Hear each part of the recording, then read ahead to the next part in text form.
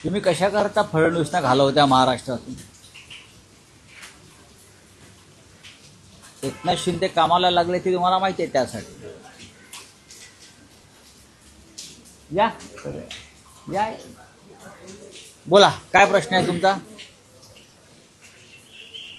प्रश्न काय आहे? सामनामध्ये आज मोदींनी फडणवीसचं केंद्रात नाव सुचवलं आहे आणि महाराष्ट्रामध्ये देखील चांगल्या प्रकारचं उत्तम असं सीएम येणार आहे असं देखील आज सामनामध्ये मी असं लिहिलेलं आहे आणि मी त्याआधी सुद्धा बोललेलो आहे.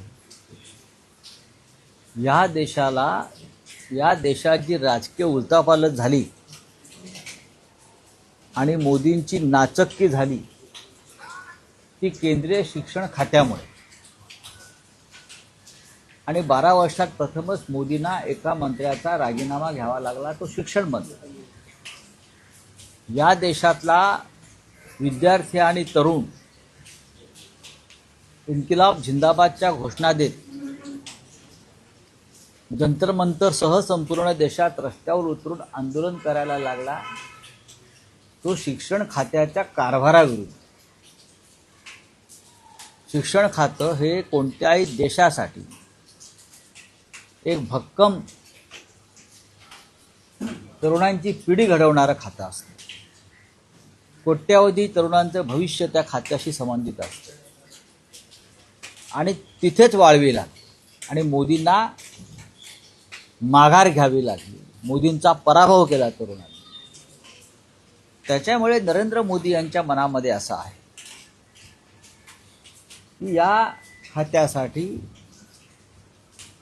एक दूरदृष्टीचा, उच्च शिक्षित, चांगला प्रशासक असलेला नेता नेमावा. आणि या क्षणी देशामध्ये उत्तम शिक्षण मंत्री कोण होऊ शकेल तर त्याचं नाव देवेंद्र फडणवीस आहे. हे नरेंद्र मोदींनाही माहिती आहे. आणि दिल्लीतली जी माझी माहिती आहे त्यानुसार प्रधानमंत्री मोदींनी या संदर्भात राज्याच्या मुख्यमंत्र्यांशी चर्चा केली की तुम्ही केंद्रात येऊन मनुष्यबळ विकास मंत्रालय, त्याला शिक्षण खातं म्हणत नाही, तर त्याला HRD मिनिस्ट्री म्हणतात. आणि खूप मोठं खातं आहे. पहिल्या 5 खात्यांमधलं ते खातं आहे, डिपार्टमेंट आहे. मनुष्यबळ विकास खात्याचं जबाबदारी आपण घ्यावी अशी त्यांना मोदींनी सूचना केलेली आहे. ही माझी माहिती आहे. कोणी कितीही इन्कार केला तरी माझी माहिती पक्की आहे.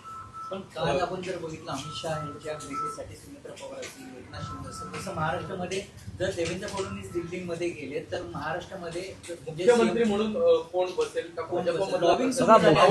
बघा, मुख्यमंत्री देवेंद्रजी केंद्रात गेले तर मुख्यमंत्री कोण हा प्रश्न येत नाही. भारतीय जनता पक्षामध्ये अशी परंपरा आहे सध्या की दिल्लीतूनच राज्य करायचे. सध्या जे गुजरातचे मुख्यमंत्री आहेत, तुम्हाला त्यांचं नाव माहिती आहे? एकदाच आमदार झालेले गृहस्थ आहेत. शेवटच्या बाकावर बसणाऱ्या गृहस्थाला मुख्यमंत्री केले. राजस्थानच्या मुख्यमंत्र्यांचं नाव आपल्याला माहिती आहे? मध्य प्रदेशच्या मुख्यमंत्र्याचं नाव आपल्याला माहिती आहे का? नाही. शोधून काढतात. जो कमीत कमी कार्यक्षम, अलोकप्रिय आणि ज्याच्यात नेतृत्व करण्याची क्षमता नाही अशा व्यक्तीला शोधून भारतीय जनता पक्ष पदावर बसवतो. पण माझ्या माहितीप्रमाणे मोदींनी आश्वासन दिलं फडणवीसांना, तुमच्या पसंतीचा मुख्यमंत्री नेमला जाईल.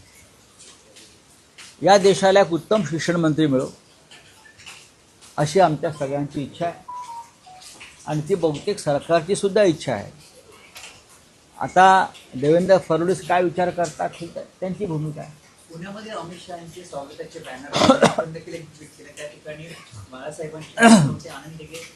बघा, एकनाथ शिंदे आणि त्यांचे लोक हे एक नंबरचे ढोंगी आणि भंपक आहेत. हिंदुहृदय सम्राटांचे खरे वारसदार वगैरे म्हणतात ना स्वतःला. आनंद दिघे माझे गुरु. कसले गुरु? बाळासाहेब ठाकरेंचा तुमचा काय संबंध? काल घाबरले. अमित शहा एक तर काळोखात आले 2 वाजता.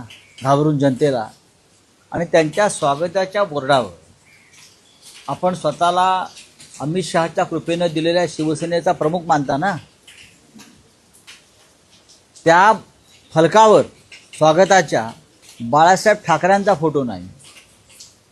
स्वतःचे जे गुरु आहेत आनंद दिघे त्यांचा फोटो नाही. का भीती वाटते? मालकांनी सांगितलंय ना बाळासाहेब ठाकरेंचा फोटो लावायचा नाही म्हणून. ते दिसलं ना काल पुण्यामधल्या कुठल्याही होर्डिंगवर एकनाथ शिंदे यांच्या पक्षाच्या बाळासाहेब ठाकरेंचा फोटो नाही.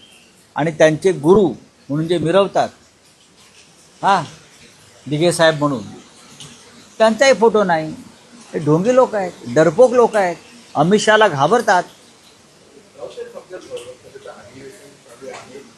नरेंद्र मोदी असतील, अमित शहा असतील, हे लोकसभेमध्ये बोलताना दिसत नाहीये. जे नरेंद्र मोदी आहेत ते इंस्टाग्रामवरून आता संवाद साधायला सुरुवात बघा करतात. की हेच लोक माननीय उद्धव ठाकरे साहेबांना फेसबुक नेता म्हणत होते.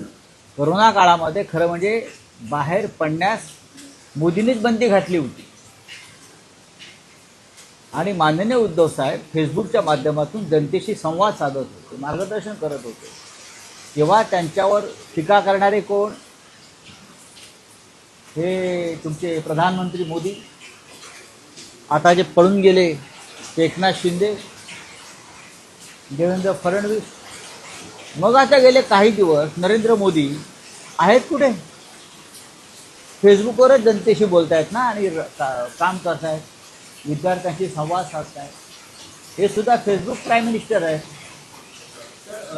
राम मंदिरामध्ये चोरीवर मोठी कर, जसं अयोध्यामधील राम मंदिरामध्ये चोरी झाली, काल राज ठाकरे देखील एक आपल्या भाषणामध्ये म्हटलं की सिद्धिविनायकमध्ये देखील 18 कोटीची दानपेटी करायचे. सन्मान्य राज ठाकरे यांनी जो स्फोट केलेला आहे त्याच्यामागे फार गंभीर प्रकारचं सत्य दडलेलं आहे. जेव्हापासून शिंदेंच्या हातामध्ये तिजोरीच्या चाव्या आलेल्या आहेत सिद्धिविनायकाच्या त्यांच्या माणसांच्या हातात, तेव्हापासून चोरीचं प्रमाण फार वाढलेलं आहे. बोले हिंदी में क्या है? राम मंदिर पे जो है एफआईआर दर्ज किया गया विपक्ष के ऊपर। किसके ऊपर? विपक्ष के ऊपर दर्ज किया गया एफआईआर। क्यों भाई, क्यों? राम मंदिर चोरी का मुद्दा उठाना यह अपराध है क्या? चोरी किसने की? बीजेपी के लोगों ने की. चंपत राय किसके आदमी है? बीजेपी का आदमी है. अनिल मिश्रा किसका आदमी है? बीजेपी का आदमी है. गोपाल राय कौन है? बीजेपी का आदमी है. नृपेंद्र मिश्रा कौन है? बीजेपी का आदमी है. उनके ऊपर एफआईआर नहीं है. 1400 करोड़ का घोटाला हुआ है राम मंदिर में. 500 करोड़ की दानपेटियां, दानपत्र चोरी हो गए. बड़े मछली छूट गई, छोटे छोटे बच्चों को अरेस्ट किया. और हमने ये मुद्दा उठाया संसद में और संसद के बाहर, तो हमारे ऊपर एफआईआर लॉन्च होता है. शर्म नहीं आती है लोगों को? ये राम के लुटेरे हैं, राम को लूट रहे हैं. राम 14 वर्ष वनवास में गए, तब राजा भरत ने उनकी पादुका संभाल कर रखी 14 साल तक सिंहासन पे. वो पादुका की चोरी किए लोगों ने. सीता माई का मंगलसूत्र चोरी हो गया वहां से. राम के आभूषण चोरी हो गए और हमने आवाज उठाया, तो हमारे ऊपर आप एफआईआर दर्ज करेंगे. ठीक है, देख लेंगे. सिद्धिविनायक का चोरी हुई है क्या? उन्हें क्या बोला? सिद्धिविनायक में नहीं, देश के पूरे मंदिर में चोरी हो रही है और सभी मंदिर बीजेपी के कंट्रोल में है. सब तिजोरी की चाबियां मंदिर की जो है ना, ये फडणवीस और मोदी जी के लोगों के हाथ में है. चोरी चोरी हो रही है भगवान के घर में. चलिए, सामना में आपने लेख लिखा है, फडणवीस की वेबसाइट की है, उनको दिल्ली जाने का है, किस तरह से देखते हो? हाँ, तो मैंने सच बोला है, पहले भी बोला था कि देवेंद्र फडणवीस इस देश के अच्छे एजुकेशन मिनिस्टर बन सकते हैं. और मोदी जी की भी यही भावना है कि जिस एजुकेशन मंत्रालय के वजह से उनको घुटने टेकने पड़े, बार बार माफ़ी मांगनी पड़ी, इतना बड़ा आंदोलन झेलना पड़ा, तो उस मंत्रालय के लिए सक्षम एजुकेशन मिनिस्टर की ज़रूरत है.